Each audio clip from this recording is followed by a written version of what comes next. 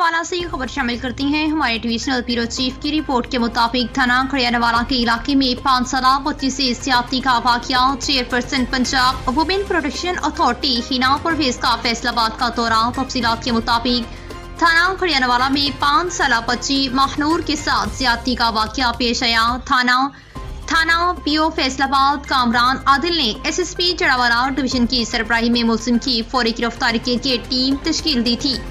Police team ने बर वक्त कार्रवाई करते हुए वाकई में मुलविस मुलजिम जवेद को गिरफ्तार कर लिया।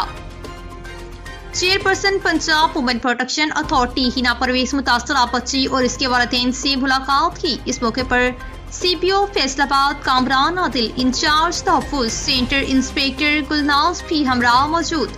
सीपीओ फैसलाबाद ने चेयरपर्सन को मुतासरा बच्ची के केस के मुतालिक आगाह किया। Chairperson Punjab women protection authority Hina Parvez का कहना था कि वज़ीर आला पंजाब का वाज़ा पैगाम है कि पंजाब में हर बच्चे और बच्चियों को तहफ़्फ़ुज़ फराहम करना है। ख़वातीन पर किसी किस्म का तशद्दुद हरगिज़ बर्दाश्त नहीं किया जाएगा।